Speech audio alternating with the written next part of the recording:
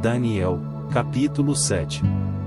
No primeiro ano do reinado de Baltazar, rei da Babilônia, Daniel, estando em seu leito, teve um sonho e visões surgiram em seu espírito. Consignou por escrito esse sonho e a substância dos fatos. Assim se manifestou. Via, no transcurso de minha visão noturna, os 4 ventos do céu precipitarem-se sobre o grande mar. Surgiram das águas 4 grandes animais, diferentes uns dos outros. O primeiro parecia-se com um leão, mas tinha asas de águia. Enquanto olhava, suas asas foram-lhe arrancadas, foi levantado da terra e erguido sobre seus pés como um homem, e um coração humano lhe foi dado. Apareceu em seguida outro animal semelhante a um urso, erguia-se sobre um lado e tinha a boca, entre seus dentes, 3 costelas. Diziam-lhe: Vamos! Devora bastante carne. Depois disso, vi um terceiro animal, idêntico a uma pantera, que tinha nas costas 4 asas de pássaro, tinha ele também 4 cabeças. O império lhe foi atribuído. Finalmente, como eu contemplasse essas visões noturnas, vi um quarto animal, medonho, pavoroso e de uma força excepcional. Possuía enormes dentes de ferro, devorava, depois triturava e pisava aos pés o que sobrava. Ao contrário dos animais precedentes, ostentava 10 chifres. Como estivesse ocupado em observar esses chifres, eis que surgiu, entre eles outro chifre menor, e 3 dos primeiros foram arrancados para dar-lhe lugar. Este chifre tinha olhos idênticos aos olhos humanos e uma boca que proferia palavras arrogantes. Continuei a olhar, até o momento em que foram colocados os tronos e um ancião chegou e se sentou. Brancas como a neve eram suas vestes, e tal como a pura lã era sua cabeleira, seu trono era feito de chamas, com rodas de fogo ardente. Saído de diante dele, corria um rio de fogo. Milhares e milhares o serviam, dezenas de milhares o assistiam. O tribunal deu audiência e os livros foram abertos. Olhei então, devido à balbúrdia causada pelos discursos arrogantes do chifre, olhei até o momento em que o animal foi morto, seu corpo subjugado e a fera jogada ao fogo. Quanto aos outros animais, o domínio lhes foi igualmente retirado, mas a duração de sua vida foi fixada até um tempo e uma data. Olhando sempre a visão noturna, vi um ser, semelhante ao filho do homem, vir sobre as nuvens do céu. Dirigiu-se para o lado do ancião, diante de quem foi conduzido. A ele foram dados império, glória e realeza, e todos os povos, todas as nações e os povos de todas as línguas serviram-no. Seu domínio será eterno, nunca cessará e o seu reino jamais será destruído. Quanto a mim, Daniel, senti minha alma desfalecer dentro de mim, e fiquei perturbado por essas visões de meu espírito. Aproximando-me de um dos assistentes, perguntei-lhe sobre a realidade de tudo isso. Respondeu-me dando a explicação seguinte. Esses grandes animais, disse, em número de 4, são 4 reis que se levantarão da terra. Mas os santos do Altíssimo receberão a realeza e a conservarão por toda a eternidade. Quis então saber exatamente o que representava o quarto animal, diferente dos demais, pavoroso em extremo, cujos dentes eram de ferro e as garras de bronze, que devorava, depois triturava e calcava aos pés o que sobrava. Quis ser informado sobre os 10 chifres que tinha na cabeça, bem como a respeito desse outro chifre que havia surgido e diante do qual 3 chifres haviam caído, esse chifre que tinha olhos e uma boca que proferia palavras arrogantes, e parecia maior do que os outros. Tinha visto esse chifre fazer guerra aos santos e levar-lhes vantagem, até o momento em que veio o ancião, quando foi feita justiça aos santos do Altíssimo e quando lhe chegou a hora de obterem a realeza. Ele me respondeu: o quarto animal é um quarto reino terrestre, diferente de todos os demais, que devorará, calcará e aniquilará o mundo. Os 10 chifres indicam 10 reis levantando-se nesse reino. Mas depois deles surgirá outro, diferente, que destronará 3. Proferirá insultos contra o Altíssimo, e formará o projeto de mudar os tempos e a lei, e os santos serão entregues ao seu poder durante um tempo, tempos e metade de um tempo. Mas o julgamento se realizará e lhe será arrancado seu domínio, para destruí-lo e suprimi-lo definitivamente. A realeza, o império e a suzerania de todos os reinos situados sob os céus serão devolvidos ao povo dos santos do Altíssimo, cujo reino é eterno e a quem todas as soberanias renderão seu tributo de obediência. Aqui terminou o discurso a mim dirigido. Quanto a mim, Daniel, meus pensamentos transtornaram-me a ponto de me mudar de cor. Mas conservei tudo isso em meu coração.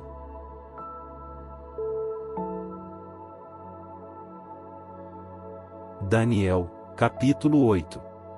No terceiro ano do reinado de Baltazar, eu, Daniel, tive uma visão, continuação daquela que eu tinha tido anteriormente. Nessa visão, eu me achava na fortaleza de Susa, na província de Elam, e eu me vi, sempre em visão, às margens do Ulai. Erguendo os olhos, eis que vi um carneiro, o qual se achava em frente ao rio. Tinha 2 chifres, 2 longos chifres, um dos quais era mais alto do que o outro.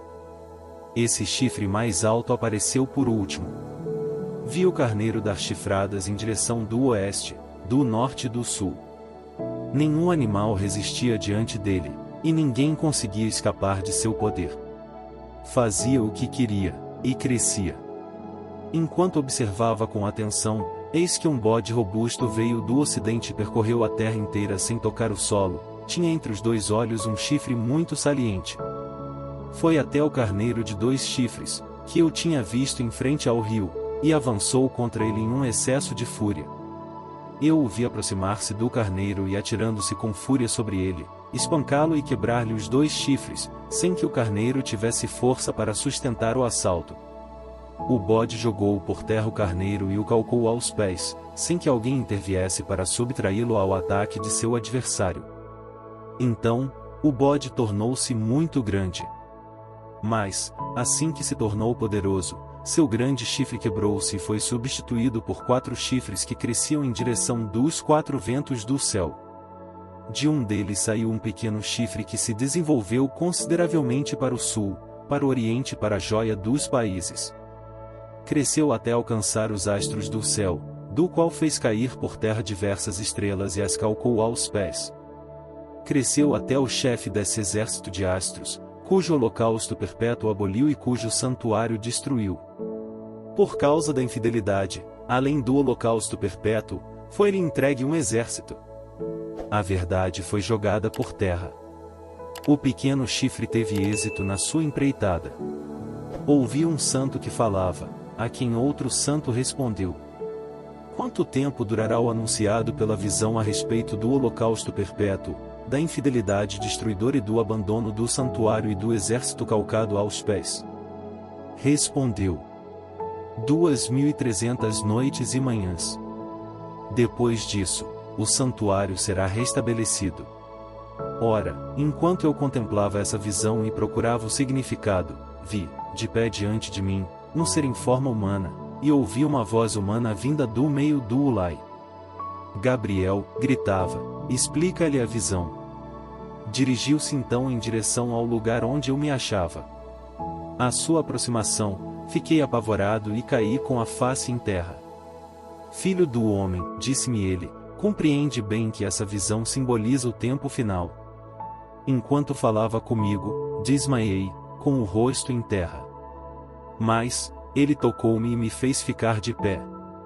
Eis, disse, vou revelar-te o que acontecerá nos últimos tempos da cólera, porque isso diz respeito ao tempo final. O carneiro de 2 chifres, que viste, simboliza os reis da Média e da Pérsia. O bode valente é o rei de Javã, o grande chifre que ele tem entre os olhos é o primeiro rei. Sua ruptura e o nascimento de 4 chifres em seu lugar significam 4 reinos saindo dessa nação, mas sem terem o mesmo poder. No fim do reinado deles, quando estiver cheia a medida dos infiéis, um rei surgirá, cheio de crueldade e fingimento.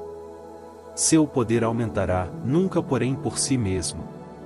Fará monstruosas devastações, terá êxito nas suas empresas, exterminará os poderosos e o povo dos santos. Graças à sua habilidade, fará triunfar sua perfídia, seu coração se enchará de orgulho, mandará matar muita gente que não espera por isso, se levantará contra o príncipe dos príncipes, mas será aniquilado sem a intervenção de mão humana. A visão que te foi apresentada sobre as noites e as manhãs é perfeitamente verídica. Mas tu, guarda esta visão em segredo, pois ela se refere a dias longínquos. Então, eu, Daniel, desfaleci.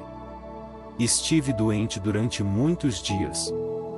Depois disso, recomecei a trabalhar nos serviços do rei. Fiquei atônito com a visão que tive, completamente incompreensível para mim.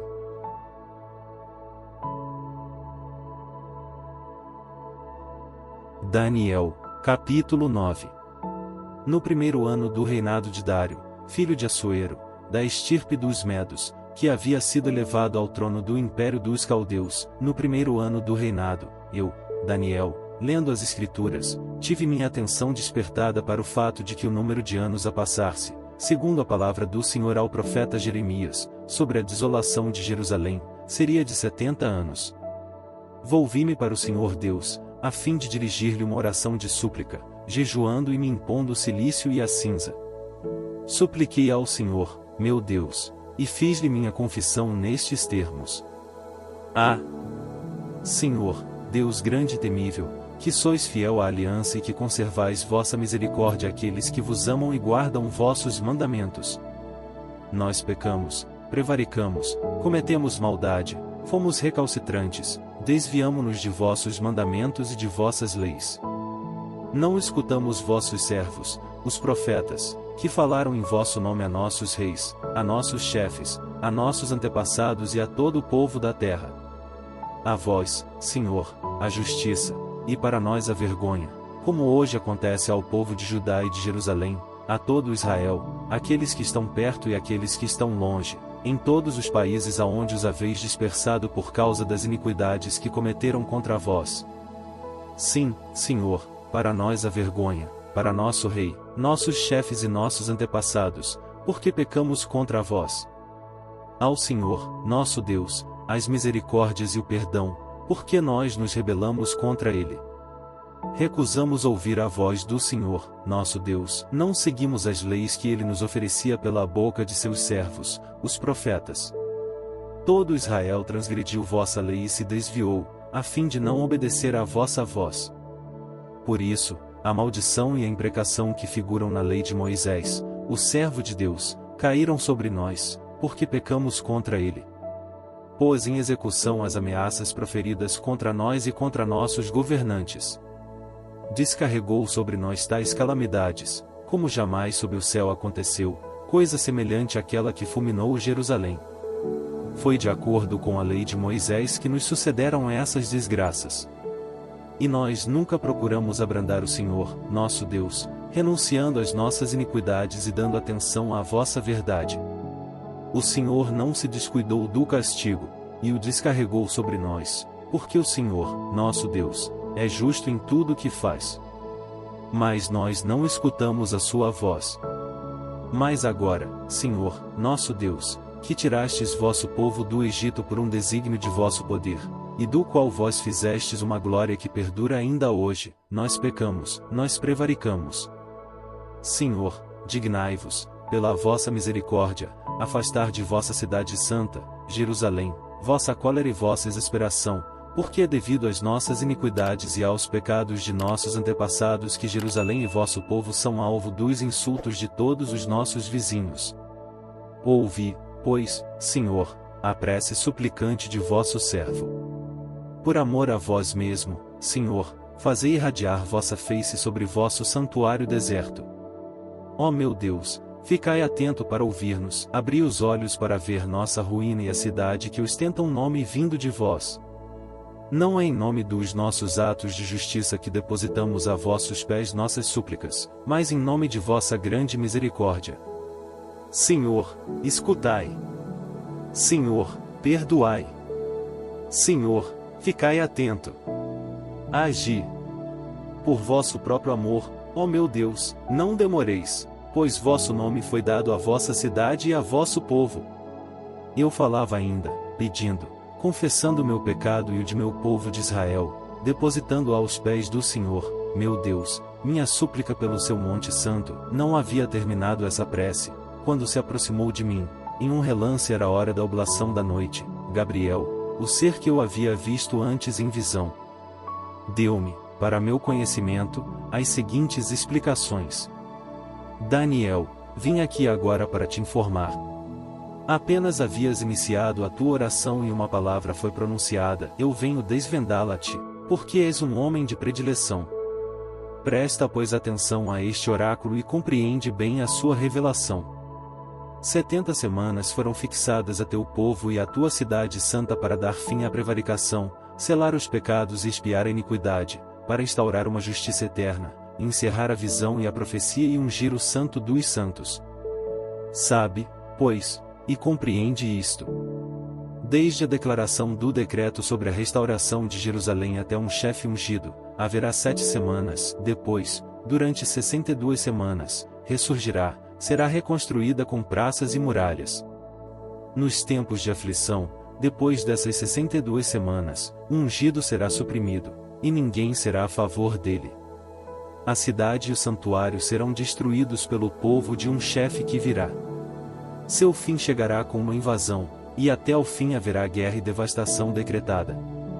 Concluirá com muitos uma sólida aliança por uma semana e no meio da semana fará cessar o sacrifício e a oblação. Sobre a asa das abominações virá o devastador, até que a ruína decretada caia sobre o devastado.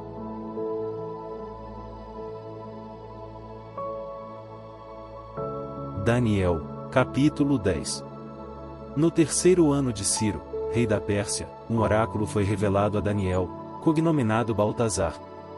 Esse oráculo era verídico e anunciava grandes lutas. Daniel compreendeu o oráculo e teve conhecimento do sentido da visão. Naquele tempo, eu, Daniel, fiz penitência durante 3 semanas. Não provei alimento delicado algum. Não passou em minha boca nem carne nem vinho, não me ungi de óleo absolutamente durante o transcurso dessas 3 semanas. No 24º dia do primeiro mês, encontrava-me à beira do grande rio, o Tigre. Levantando os olhos, vi um homem vestido de linho. Cingia-lhe os rins um cinto de ouro de ufaz. Seu corpo era como crisólito, seu rosto brilhava como relâmpago, seus olhos, como tochas ardentes, seus braços e pés tinham o aspecto do bronze polido e sua voz ressoava como o rumor de uma multidão. Eu, Daniel, era o único a ver essa aparição. Meus companheiros não a viram, mas se apoderou deles um tão grande pavor que fugiram para esconder-se.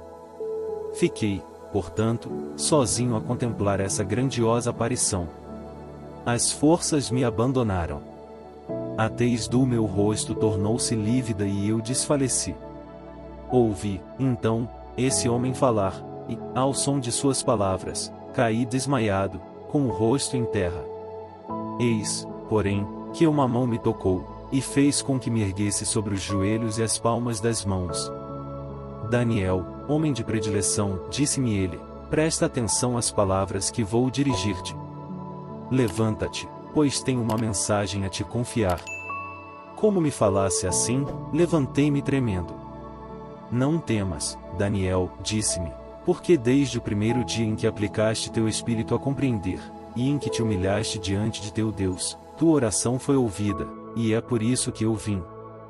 O chefe do reino persa resistiu-me durante 21 dias, porém, Miguel, um dos principais chefes, veio em meu socorro. Permaneci assim ao lado dos reis da Pérsia. Aqui estou para fazer-te compreender o que deve acontecer a teu povo nos últimos dias, pois essa visão diz respeito a tempos longínquos. Enquanto assim me falava, eu mantinha meus olhos fixos no chão e permanecia mudo. De repente, um ser de forma humana tocou-me nos lábios. Abri a boca e falei, disse ao personagem que estava perto de mim. Meu senhor, essa visão transtornou-me, e estou sem forças. Como poderia o servo de meu senhor conversar com seu senhor, quando está sem forças e sem fôlego? Então, o ser em forma humana tocou-me novamente e me reanimou. Não temas nada, homem de predileção. Que a paz esteja contigo. Coragem, coragem. Enquanto ele me falava, senti-me reanimado. Fala, meu senhor, disse, pois tu me restituíste as minhas forças. Sabes bem, prosseguiu ele, por que vim a ti? Vou voltar agora para lutar contra o chefe da Pérsia, e no momento em que eu partir virá o chefe de Javã. Mas, antes, te farei conhecer o que está escrito no livro da verdade. Contra esses adversários não há ninguém que me defenda a não ser Miguel, vosso chefe.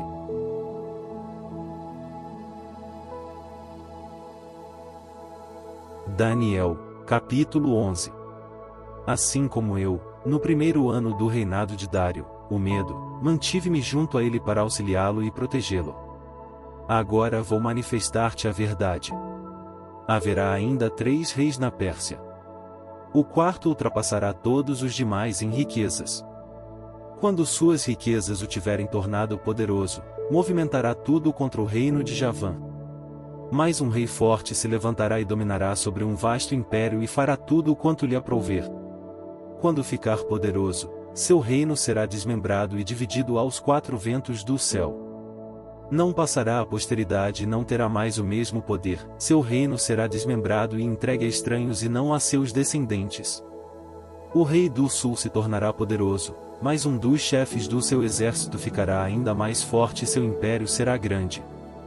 Após alguns anos se aliarão. A filha do rei do sul virá à casa do rei do norte para fazer o acordo, mas ela não conservará o apoio de seu pai, cujo poder não se manterá, nem o do seu esposo. Ela será morta com aqueles que a tiverem trazido, aquele que a criou e aquele que a tinha feito poderosa. Um dos rebentos da mesma raiz se levantará em seu lugar, virá em direção do exército, entrará nas fortalezas do rei do norte, irá atacá-lo e sairá vencedor. Levará para o Egito até mesmo seus deuses cativos, assim como seus ídolos e seus objetos preciosos de ouro e de prata. Depois, durante alguns anos, se absterá de atacar o rei do norte. Este virá contra o rei do sul, mas voltará para sua terra. Mas seus filhos prepararão a guerra recrutando um exército numeroso, o qual, precipitando-se como uma torrente, invadirá e levará a batalha até a sua fortaleza. Irritado, o rei do sul sairá para atacar o rei do norte. Como porá em campo um numeroso exército, as tropas inimigas lhe serão entregues. Após o aniquilamento desse exército, se encherá de orgulho. Mandará matar dezenas de milhares de homens, sem ficar mais forte por isso.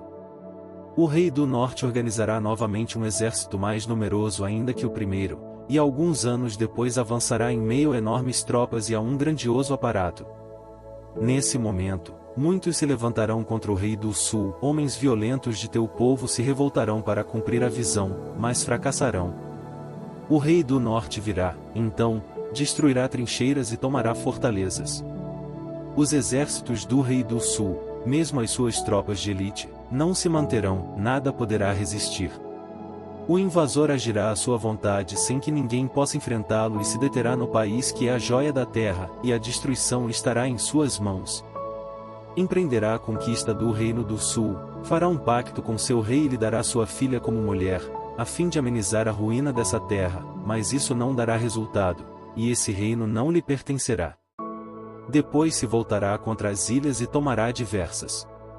Porém, um chefe militar porá fim à sua soberba, e o fará pagar sua injúria. Então, ele se voltará contra as fortalezas de sua terra, mas tropeçará, cairá e acabará desaparecendo. No lugar deste último será colocado um príncipe, que enviará um fiscal ao país que é a joia da terra. Em poucos dias ele será aniquilado, e não será nem por efeito de cólera nem de batalha. Em seu lugar, um homem vil se elevará, sem nenhuma dignidade real, surgirá repentinamente e se apossará da realeza pelas suas intrigas. As tropas de invasão serão postas em fuga diante dele e aniquiladas, bem como o chefe da aliança.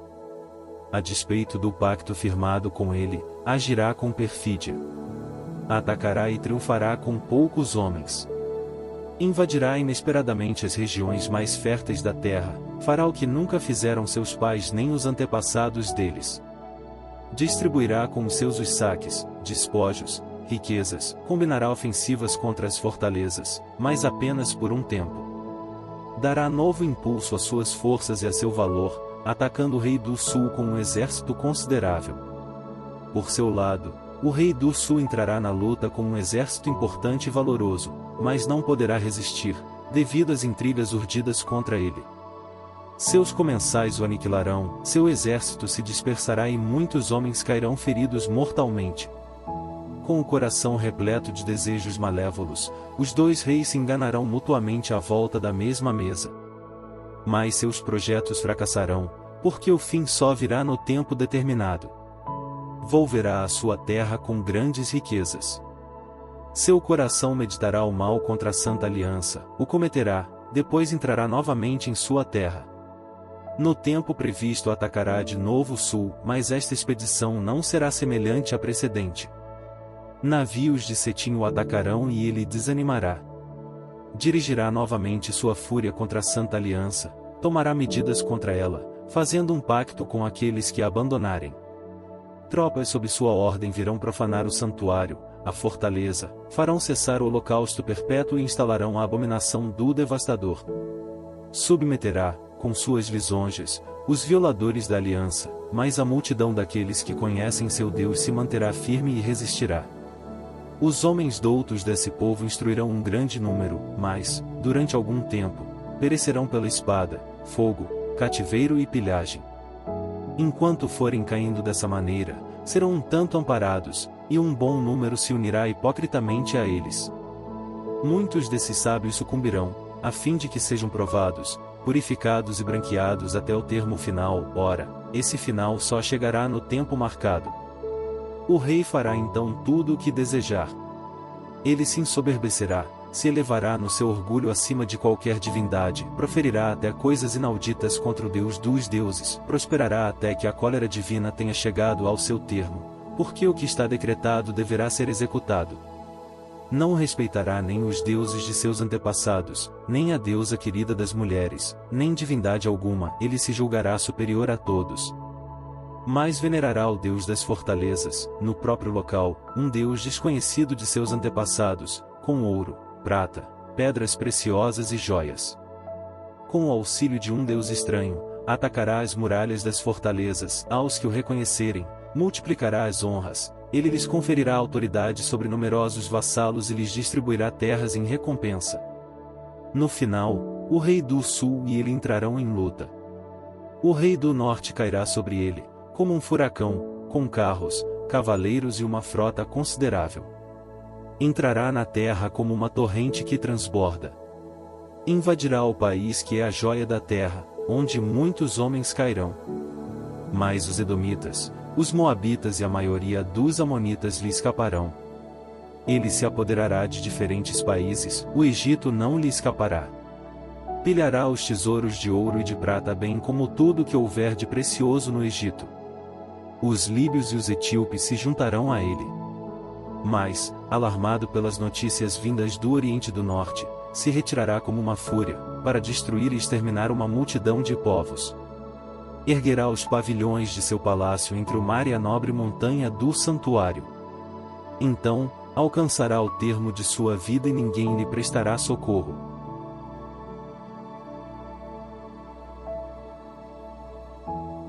Daniel, capítulo 12.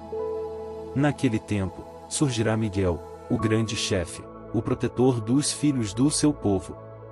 Será uma época de tal desolação, como jamais houve igual desde que as nações existem até aquele momento. Então, entre os filhos de teu povo, serão salvos todos aqueles que se acharem inscritos no livro.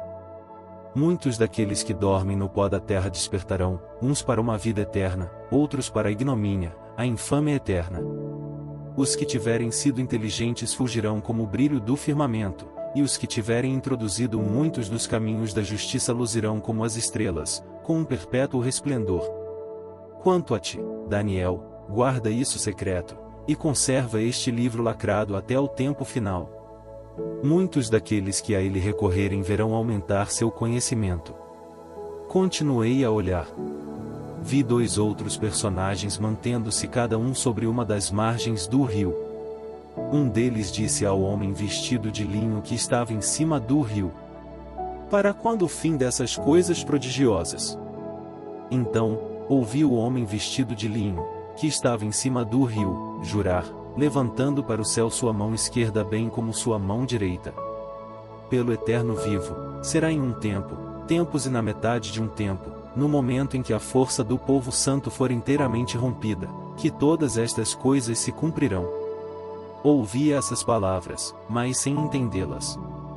Meu senhor, perguntei, qual será a conclusão de tudo isso?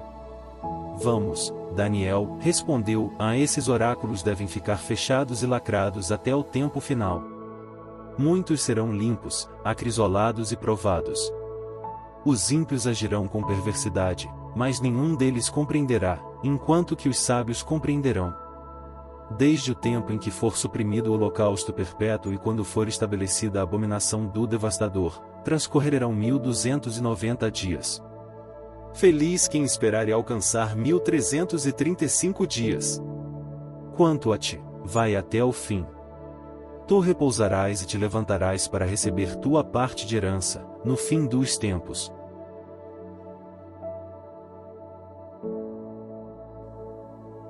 Daniel, capítulo 13.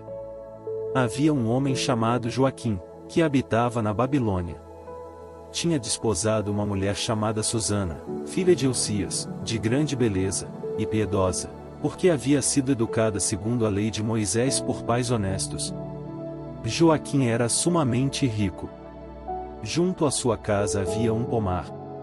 Os judeus reuniam-se frequentemente em casa dele, porque gozava de uma particular consideração entre seus compatriotas. Haviam sido nomeados juízes, naquele ano, 2 anciãos do povo, aos quais se aplicava bem a palavra do Senhor. A iniquidade surgiu, na Babilônia, de anciãos juízes que passavam por dirigentes do povo. Esses 2 personagens frequentavam a casa de Joaquim, aonde vinham consultá-los todos aqueles que tinham litígio. Lá pelo meio-dia, quando toda essa gente tinha ido embora, Susana vinha passear no jardim de seu marido. Os 2 anciãos viam-na, portanto, todos os dias durante seu passeio, tanto que se apaixonaram por ela e, perdendo a justa noção das coisas, desviaram os olhos para não ver mais o céu e não ter mais presente no espírito a verdadeira regra de comportamento. Ambos foram atingidos pelo amor a Susana, mas sem se confiarem mutuamente sua emoção. Tinham vergonha de declarar um ao outro o desejo que sentiam de possuí-la. Todos os dias, inquietos, procuravam avistá-la. Uma vez disseram um ao outro: "Vamos para casa, está na hora do almoço." Saíram cada um para seu lado. Mas, havendo ambos retrocedido, encontrarão-se novamente no mesmo lugar. Perguntando um ao outro qual o motivo de sua volta, confessaram-se sua concupiscência. Combinaram, então, um encontro onde a pudessem surpreender sozinha. Enquanto calculavam qual seria o momento propício, eis que Susana chegou como de costume, com 2 empregadas, e tomou a resolução de banhar-se, pois fazia calor. Lá não havia ninguém, salvo os 2 anciãos escondidos, que a espreitavam. "Trazei-me", disse ela às 2 empregadas, "óleo e ungüentos, e fechai as portas do jardim, para eu me banhar." O que elas fizeram por sua ordem. As portas do jardim estando fechadas, saíram pela porta do fundo para ir buscar os objetos pedidos, ignorando que os anciãos lá se achavam escondidos. Apenas saíram, os 2 homens precipitaram-se em direção de Susana. "As portas do jardim estão fechadas", disseram-lhe, "ninguém nos vê. Ardemos de amor por ti. Aceita e entrega-te a nós. Se recusares, iremos denunciar-te. Diremos que havia um jovem contigo, e que foi por isso que fizeste sair tuas servas." Susana exclamou tristemente: "Que angústias me envolvem por todos os lados. Consentir. Eu seria condenada à morte. Recusar? Nem assim eu escaparia de vossas mãos. Não. Prefiro cair, sem culpa alguma, em vossas mãos, do que pecar contra o Senhor." Susana soltou grandes gritos, e os 2 anciãos gritavam também contra ela. E um deles, correndo às portas do jardim, abriu-as. Com essa balbúrdia, os criados precipitaram-se pela porta do fundo para ver o que havia acontecido. Os anciãos se puseram a falar, e os criados enrubesceram, pois jamais nada de semelhante fora dito de Susana. No dia seguinte, os dois anciãos, cheios de criminosas intenções contra a vida de Susana, vieram à reunião que se realizava em casa de Joaquim, marido dela. Disseram, diante da assembleia: mandem buscar Susana, filha de Elcias, a mulher de Joaquim. Foram-na buscar, e ela chegou com seus pais, seus filhos e os membros de sua família. Era delicada e bela de rosto. Aqueles homens perversos exigiam que ela retirasse seu véu, pois estava velada, a fim de poderem, pelo menos, fartar-se de sua beleza. Os seus choravam, assim como os seus amigos. Os dois anciãos levantaram-se à vista de todos, e pousaram a mão sobre sua cabeça, enquanto ela, debulhada em lágrimas, mas com o coração cheio de confiança no Senhor, olhava para o céu. Os anciãos disseram então: quando passeávamos pelo jardim, ela entrou com duas servas, depois fechou a porta e mandou embora suas acompanhantes. Então, um jovem que se achava escondido ali, aproximou-se e pecou com ela. Nós nos encontrávamos em um recanto do jardim. Diante de tal desvergonhamento, corremos para eles e os surpreendemos em flagrante delito. Não pudemos agarrar o homem, porque era mais forte do que nós, e fugiu pela porta aberta. Nós a apanhamos, mas quando a interrogamos para saber quem era o jovem, recusou-se a responder. Somos testemunhas do fato. Confiando nesses homens, que eram anciãos e juízes do povo, condenaram Susana à morte. Então, ela exclamou bem alto: Deus eterno, vós que penetrais os segredos, que conheceis os acontecimentos antes que aconteçam, sabeis que isso é um falso testemunho que levantaram contra mim. Vou morrer, sem nada ter feito do que maldosamente inventaram de mim. Deus ouviu sua oração. Como a levassem para a morte, o Senhor suscitou o espírito íntegro de um adolescente chamado Daniel, que proclamou com vigor: sou inocente da morte dessa mulher. Todo mundo virou-se para ele. O que significa isso? Perguntaram-lhe. Então, no meio de um círculo que se formava, disse: Israelitas, estáis loucos. Eis que condenais uma israelita sem interrogatório, sem conhecer a verdade. Recomeçai o julgamento, porque é um falso testemunho a declaração desses dois homens contra ela. O povo apressou-se em voltar. Os anciãos disseram a Daniel: vem sentar conosco e esclarece-nos, pois Deus te deu o privilégio da velhice. Separai-os um do outro, exclamou Daniel, e eu os julgarei. Foram separados.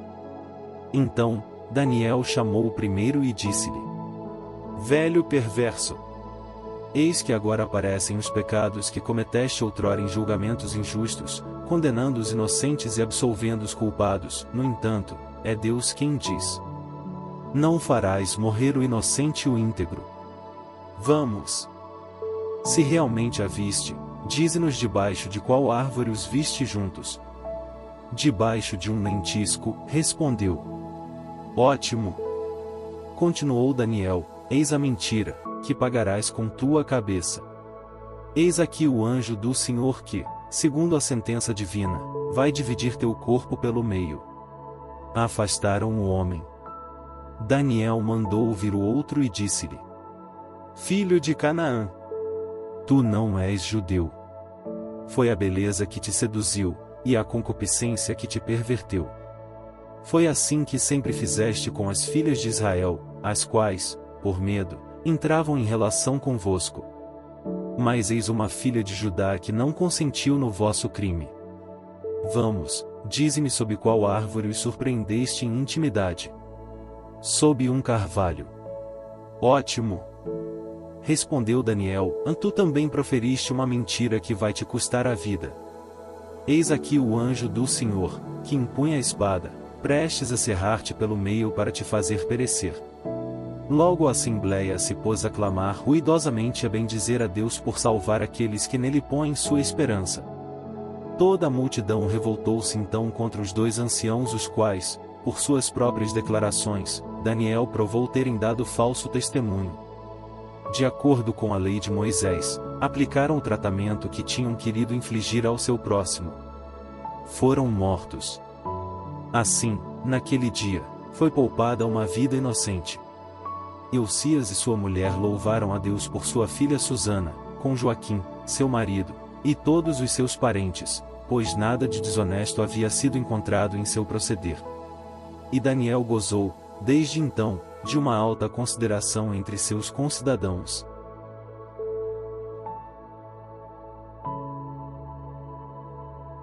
Daniel, capítulo 14. Tendo-se reunido o rei Astiages a seus antepassados, Ciro, o persa, subiu ao trono. Daniel era conviva do rei e o mais honrado de todos os seus íntimos. Ora, os babilônios tinham um ídolo chamado Bel, cuja despesa diária era de 12 artabes de farinha, 40 carneiros e 6 medidas de vinho. O rei prestava culto ao ídolo e diariamente ia adorá-lo. Daniel, porém, adorava seu Deus. O rei disse-lhe um dia: Por que não adoras Bel? Porque, respondeu Daniel, não venero o ídolo feito pela mão do homem, mas sim o Deus vivo que criou o céu e a terra e que exerce seu poder sobre todo homem. Assim sendo, continuou o rei, Bel não te parece ser um Deus vivo? Não vês o que ele come e o que ele bebe todos os dias? Daniel pôs-se a rir. Desengana-te, ó rei, disse ele, este Deus é de barro por dentro e de bronze por fora, e ele nunca comeu coisa alguma. Irritado, o rei mandou vir seus sacerdotes e lhes disse: Se não me disserdes quem come essas oferendas, morrereis. Mas se me provardes que é Bel quem as absorve, será Daniel quem morrerá, pois terá blasfemado contra ele. Daniel respondeu ao rei: Que se faça segundo tu o dizes. Os sacerdotes de Bel eram 70 em número, sem contar suas mulheres e filhos. O rei foi com Daniel ao templo de Bel. Os sacerdotes disseram: Nós saímos. Manda trazer, ó rei, os alimentos e o vinho misturado, depois fecha a porta e lacra-a com teu sinete. Se amanhã cedo, quando vieres ao templo, verificares que tudo não foi comido por Bel, nós morreremos, do contrário, será Daniel quem nos terá caluniado. Tinham completa confiança, porque debaixo da mesa haviam feito uma abertura secreta, pela qual penetravam habitualmente para consumir as oferendas. Mas, após a saída deles, quando o rei acabava de depor as oferendas diante de Bel, Daniel ordenou aos criados trazerem cinza, a qual espalhou pelo templo todo na presença do rei. A seguir saíram, fecharam a porta e, depois de tê-la lacrado com um sinete real, retiraram-se. Durante a noite, os sacerdotes introduziram-se como de costume, no templo, com suas mulheres e filhos, comeram e beberam tudo. Ao amanhecer, o rei veio com Daniel. Os selos, disse, estão intactos, Daniel. Intactos, ó rei. Logo que a porta foi aberta, o rei olhou para a mesa e exclamou: Tu és grande, ó Bel. Tu não nos enganaste. Mas Daniel pôs-se a rir e impediu o rei de entrar mais adiante. Olha o chão, disse-lhe. De quem são estes passos? Vejo, de fato, respondeu o rei, passos de homens, de mulheres e de crianças. E uma cólera violenta apoderou-se dele.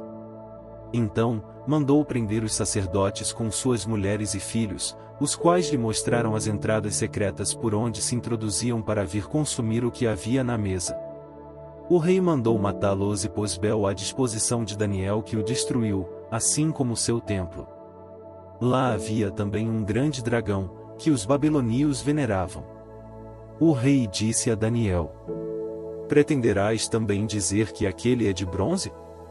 Vive, come, bebe. Tu não podes negar que seja um Deus vivo. Adora-o, então. Eu adoro, replicou Daniel, unicamente o Senhor, meu Deus, porque ele é um Deus vivo. Ó rei, dá-me licença para fazê-lo, e, sem espada nem bastão, matarei o dragão. Eu te concedo, disse o rei. Então, Daniel tomou breu, gordura e pelos, cozinhou tudo junto, e com isso fez umas bolas e meteu-as na boca do dragão, que estourou e morreu.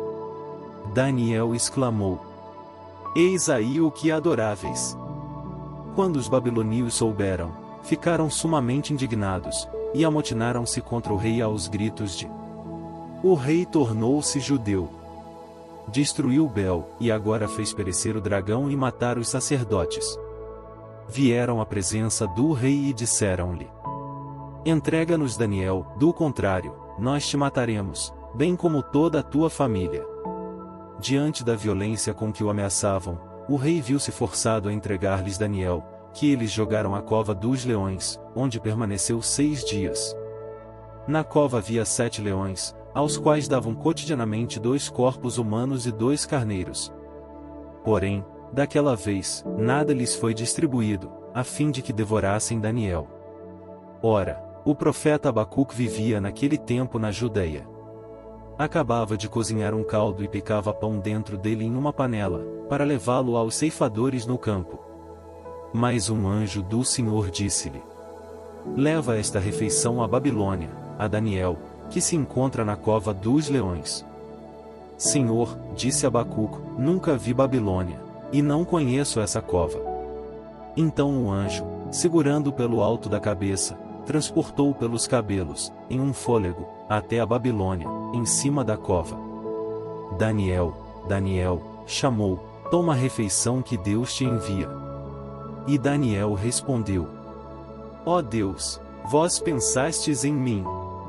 Vós não abandonastes os que vos amam. Depois disso, pôs-se a comer, enquanto o anjo do Senhor transportava de volta Abacuque a seu domicílio. Ao 7º dia, veio o rei chorar Daniel.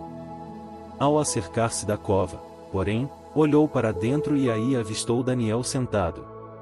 E bem alto exclamou: Vós sois grande, Senhor, Deus de Daniel. Não existe outro Deus além de vós. Mandou retirá-lo da cova dos leões e lá jogou todos aqueles que haviam tentado eliminá-lo, os quais foram imediatamente devorados, sob seus olhos. Então, disse o rei: Que todos os habitantes da terra reverenciem o Deus de Daniel, porque é um Salvador que opera sinais e prodígios em toda a terra, e salvou Daniel da cova dos leões.